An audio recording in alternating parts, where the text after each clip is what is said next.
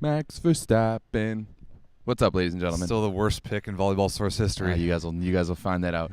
It is day number 5 here at the 2023 Men's Norceca Continental Championship. It is semifinal day. Things are about to get spicy. Things are about to get good. Yesterday we saw the quarterfinals go down. Cuba qualified. Dominican Republic qualified for only the 7th time into the top 4 of the Norceca Championships. So congratulations to them. And Sure. We've got we got 3 good matches today, Rob St. Clair. Yes, we do. Both quarterfinals yesterday, both 3-dongs. A couple of 3-dongs. Cuba beat Mexico. That was not surprising. No, but I think the game was all right. It was all right. Yeah. Cuba smartly was able to get really all 14 of their players some kind of look. The huge advantage that Canada and the USA have by winning their pools is that they got at least 1 day off. They got yesterday off. Canada got 2 days off, Which may be too much. Which might be too we much. can talk about that later. But the fact of the matter is that Cuba and the Dominican Republic now are playing their 5th match in 5 days. Well, Cuba is. Dominican had a day off. Correct. Cuba today will play their 5th match in a row. And they know that. And yesterday they were able to go to their bench and get a lot of guys some looks and give Marlon Yant a break, give Miguel Lopez a break. Bro, they subbed out Lopez at 15-10 in the first. Sorry, 13-10 in the first. They gave Herrera a break, and they were a little bit aggressive in some of those bench moves early, but they got away with it. And I think that in terms of their chances to still go on and win this tournament, they had to do that sort of thing. Absolutely. Especially against Canada today. So I was impressed by Cuba. And again, the old Cuba would have never done that. Yeah, it's really too bad. I mean, they were so close to having yesterday off. They were up 8-4 in that 5th set on Thursday night against the United States. Exactly. Too bad for them. And not only would they have had the easier, they would have had yesterday off, they would have had the easier semifinal as well too, taking on the Dominican instead of taking on Canada. So that's 2 very different stories here. But I mean, as we just talked about Cuba on one side of the net, they manage things very well. Maybe the opposite story for Mexico on the other side. And just Mexico brought a younger team here, and it's showing. It really is, and I don't know why. Maybe they want to rest up their guys for the Olympic qualifiers, but it seemed like you'd want to get them all together. But there's a serious lack of Mexican volleyball in the way that the Mexicans are playing volleyball. That's well said. Yeah, like Mexico traditionally will beat people by ripping serves, by being really good on first contact. Amazing. And having at least some kind of chance in transition, and the transition part is where they've really struggled. They just cannot kill high balls, even when they are digging the balls to produce the high ball chances. But even their defense isn't as tenacious as it usually is. There's just missing that extra level that they usually bring. They dug a bunch of balls in the Canada match on whatever day that was, Wednesday. But yesterday against Cuba, the defense wasn't really there. The serving wasn't really there. And it just it's not the Mexico I was hoping to see. And they've yet to win a set. They have yet to win a set. They're 0-9 in sets. Yeah. And they're going to play Puerto Rico today, which we'll talk about in a second. But we were definitely hoping for a little bit more from Mexico. Yeah, definitely. Especially with Pedro Engel on this roster. I guess it really shows that youth group that we saw at the Pan Am Cup and at the World Championships last year is really the direction to go.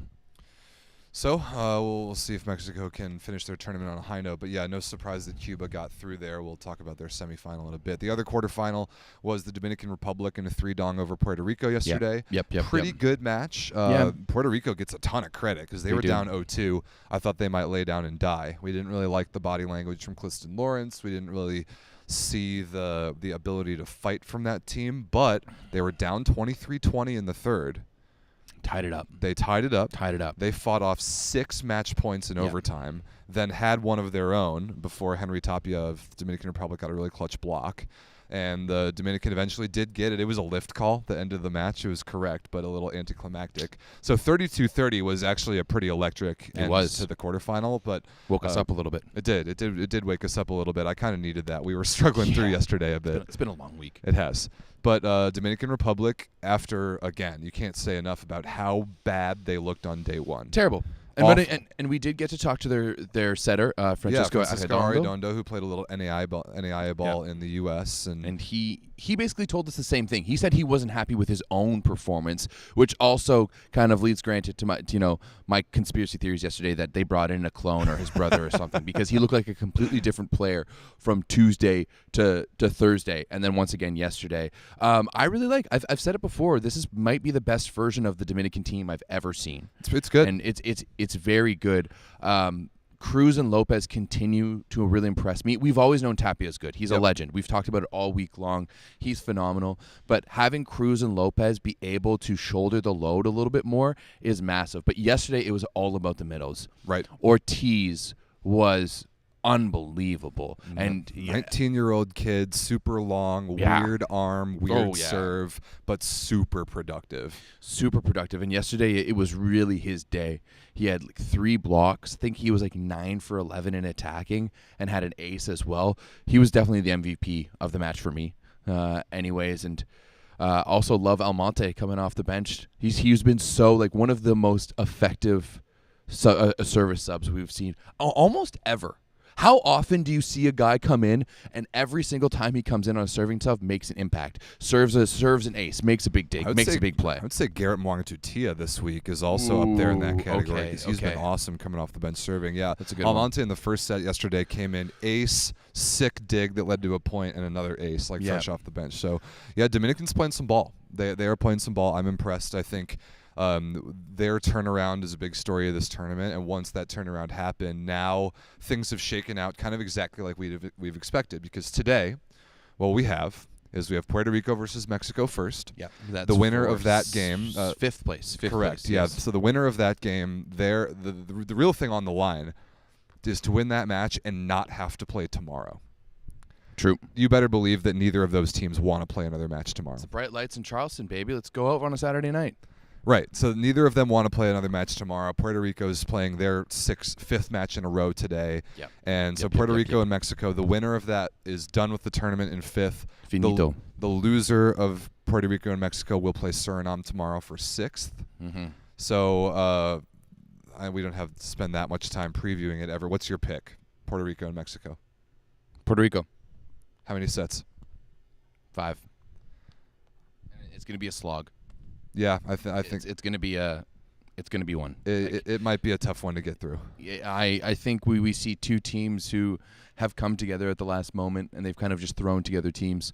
Like we said yesterday during the Puerto Rico broadcast, I think it's really tough, not only because you haven't played with those players and there's no cohesion, you're still learning things on the fly, but other teams have been here and they've been gearing up for this moment. Even if they've just been training for 2 weeks, that's still 2 weeks of training where you're going for 5 days. And, well, maybe not if you're Suriname, as we hear, they only practice a few times a week, which is crazy. It just shows you the different realities. But when you're working towards a goal or working towards a specific tournament and working it within your periodization period, it's somewhat of a benchmark. But if you're just showing up with your team and your guys are getting all together, I think it lacks that poignancy. For sure. And I think that's what we're going to see tonight. I think the same story from Puerto Rico versus Dominican yesterday holds true today against Mexico with maybe of a different tone.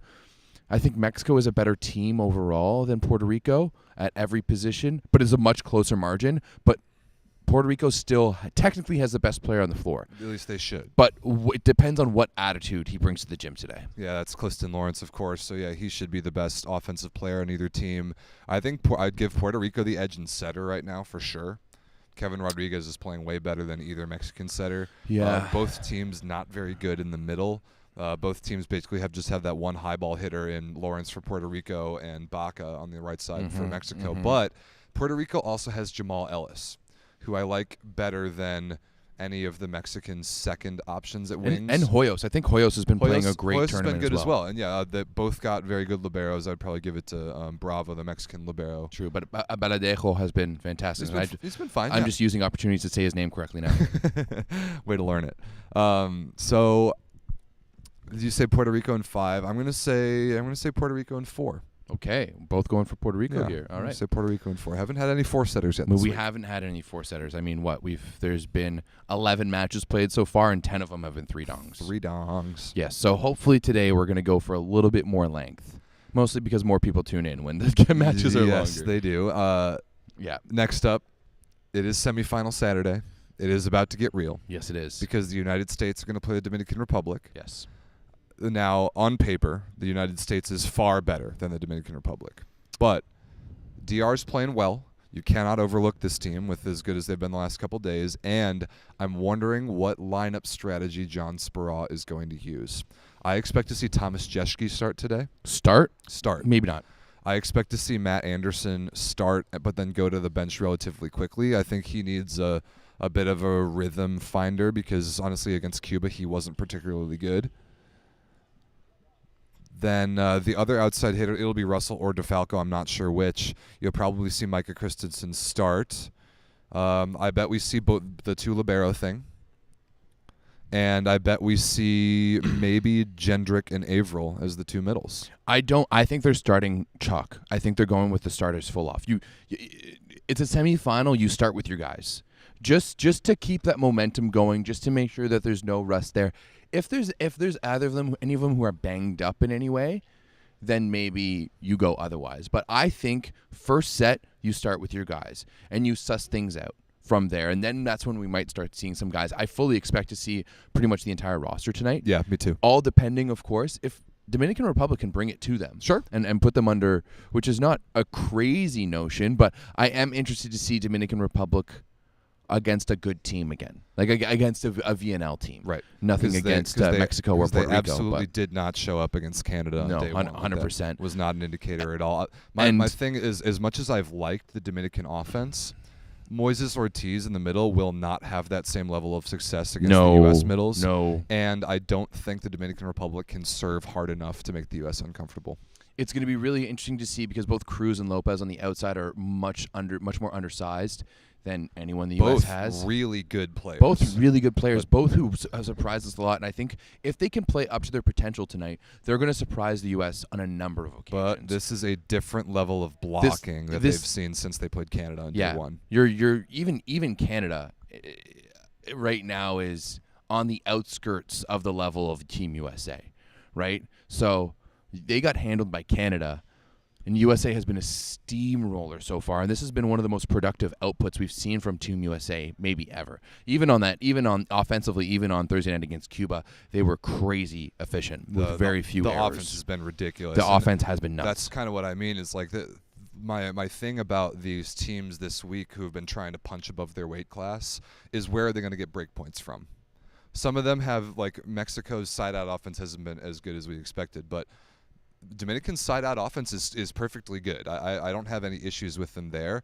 Sure, the U.S. is a good blocking team, but I don't see the Dominican Republic being able to stop the USA on offense. I really don't. And I also see them having a hard time scoring points, too. Right. If it's the best version of USA, then it's going to be difficult all around. As much respect as I now have for the Dominican Republic after their turnaround this week, this is a 3-0. 100%. If this is anything else than a 3-0, I think, it's a bit of a wake-up call there for Team USA and John Speraw. All due respect to the Dominican Republic. So we will see the lineup strategy. I'm curious.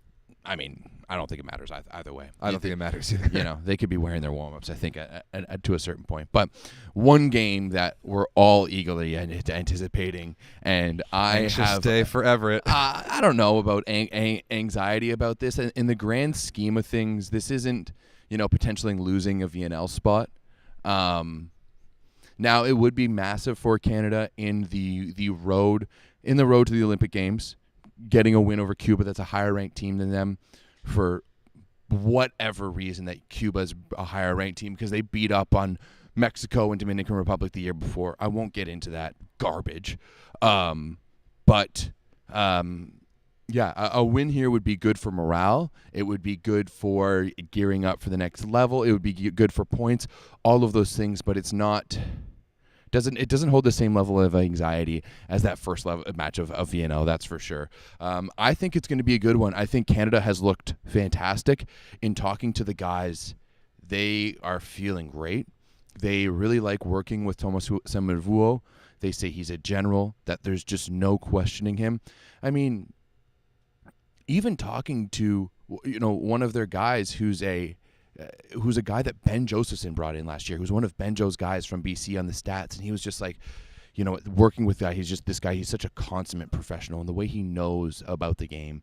We've just seen a different Team Canada in terms of energy and vibes, but it's been tough because we've only seen them for 2 matches so far. Other teams we've seen 4 times. And right? It's been against inferior competition. And it's been against significantly inferior competition. So there's a lot to talk about here. There's the transformation of Canada under Thomas Semifinal compared to what we saw at VNL, because that was 2 weeks in. Now we're 2 months in, and already the improvement is visible. But the other thing, I mean, I think it's tough to say. Oh, it is. No, it's visible. The improvement is visible even against inferior competition. The other thing, though, is rest versus rust. Yes. Canada has had rest, a lot of it. Maybe too much. Cuba has had none. Mm-hmm. Cuba will be playing their 5th match in 5 days. Will they have the explosiveness that we saw against the United States on Thursday night? Because like yesterday against Mexico, Cuba went about their business. I actually was impressed with their mentality and their approach to it, even while looking tired. They still executed at a high level. They were engaged. But yesterday they didn't have that explosiveness that they had against the United States on Thursday. So can Cuba find that? The other thing is, can Canada find it as well after sitting on the sidelines for 2 full days? It's really tough to say. I think there's a great chance that Cuba gets up to a massive lead in the first set. I think that's very possible that it takes a little while for Canada to wake up. Maybe. I think we'll see. I think one of the big factors here, too, with this Canadian team is going to be Eric Lepke, right? He's a guy that Cuba didn't have to play against in that first round, and we know how dynamic he can be from the baseline, from in the front row, from the pipe, and then just having Nick Hogue. And I'm assuming that Lepke's going to start and that Hogue's going to start on the bench. I agree. That's what we're going to see happen, but who knows overall. How they can deal with Cuba's serving is going to be the big case here. Serve receive, that first contact, that first ball, because we know Cuba's going to be able to bomb balls. And we've seen Cuba passing pretty well so far this tournament. Have. Their passing against the United States on Thursday night was really solid. Their passing against Mexico yesterday was really, really good. And Thorndike has really settled down a little bit. So, even when we look back at that win in June in Ottawa, there was a lot of Cuban errors that went with all of that. I'm expecting both teams to be more efficient. I'm expecting a big game out of Lepke, but I'm also expecting a big game out of Arthur Schwartz. He wants to establish himself. He needs to establish himself. And he didn't really play in that Cuba game in Ottawa. No, he didn't either. That was going to be Ryan Sclater, right? So now with Arthur Schwartz out there, you have arguably... you have a top 10 right side in the world and on the other side of the net in Herrera, right? A guy that plays for one of the best club teams in the world and a guy who has a lot of bravado, right? I think this is going to be a battle of the tattoos between Arthur Schwartz and Herrera. And I think that Arthur is very unpolished, let's say. But I think that he's going to be able to answer Herrera's call, and I think this is going to be a battle. I really do. I think it is too. I think we're going to be in for another 5-setter. I mean, a lot of epic Canada versus Cuba matches have been 5-setters. Reverse sweep to a qualifier for the Tokyo Olympics. Exactly. So this game is not over till the fat lady sings, and she's not in the gym yet. Who? Why do you call him Rob Sparrow, the fat lady? That's not very nice. Rob Sparrow. Do you hear this man? How he's talking about you? No, we love Rob Sparrow. He's probably listening to this right now on his walk over to the gym. Then you're gonna get Todd Bertuzzi in the back of the head. So I was gonna bring up that exact point. Is the battle of the opposites here is gonna have a lot to do with how this match goes. So is the battle of the setters. Are we gonna get good Thorndike or bad Thorndike for Cuba? And what kind of offense is Luke Herr going to be able to set when Cuba will be by far the best serving team that Canada has seen so far this week? I think opposites and setters for both teams are going to have a lot to do with how this thing goes, and I will also go ahead and pick it in 5. It just seems like these two are destined to play 5-setters. Yeah, that's it. Rob, you need to listen to this show. And hear what this man has been saying about you. Oh, come on. Yeah, about you. I didn't say it. There's witnesses all around this gym right now. You're gonna have to tune in. You're gonna have to tune in to find out. Yeah. Oh, do it. We're ready. Do it. We're ready do for it. it. We're ready. Come get in our shot with us in between sets. Yeah, we picked USA 3-0 over Dominican Republic today, and we're just about to get to our picks for Canada, Cuba. You already know what it is. I told you how long I think the match is going to go, and I'm dead in a grave before I pick Cuba over Canada. Well, yeah, obviously Everett's going to pick his own team. I'm also going to pick Canada in 5. Yeah, you better, because I know where you sleep tonight. Everett, you said that you weren't feeling anxious. I might go ahead and call your bluff on that one. No, I never said I wasn't feeling anxious. I was just saying that the level of anxiety is not at VNL levels.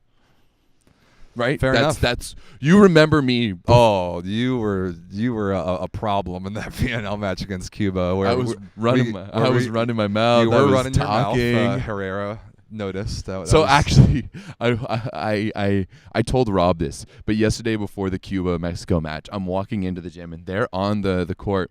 And I mean, I've seen Herrera around since then. There's been no interactions. And he's just looking at me weird. And he's just like giving me a weird look. And I'm like looking back. And then he just sees me and he finally goes, and he like shakes the finger at me like he did back in Ottawa. You remembered. And I just started laughing. And of course, after the match when I'm getting Javier Concepcion over to come do the interview, Herrera's standing there being like straight up like, no, don't go talk to him. So I'm hoping he and I can maybe shout out to Concepcion for in fact coming over to talk to us. And you know what, he kind of just waved him off, gave us a great interview. It was awesome. But I hope maybe at some point this tournament we can break some bread with Herrera. That would be great. And mend some relations. Let's see how good my Spanish is maybe build that bridge back. Yeah, maybe Concepcion will help us. You did show the clip to Concepcion. And I did. It was hilarious. He thought he was hilarious. It was very funny. Are those interviews up from last night? They're not, because there was an audio issue in the Concepcion one, so I need to go in and fix it. True. But that's it. Those are the matches. You already know the schedule. Mexico versus Puerto Rico at 3. United States versus Dominican Republic at 5. Maybe. And because there's a good chance that match doesn't happen on time, because I don't see Puerto Rico and Mexico being a 3-0. No.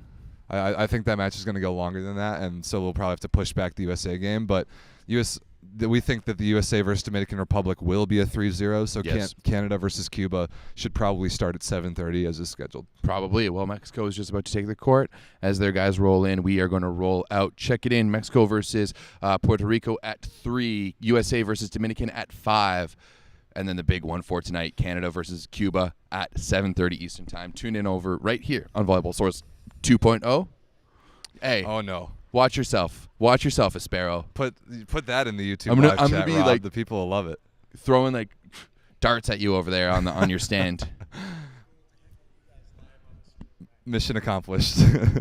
All right, people. Thanks for watching. We'll see you for the games on semifinal Saturday. Peace. Hey, Rob, guess what? I don't need to go to the bathroom.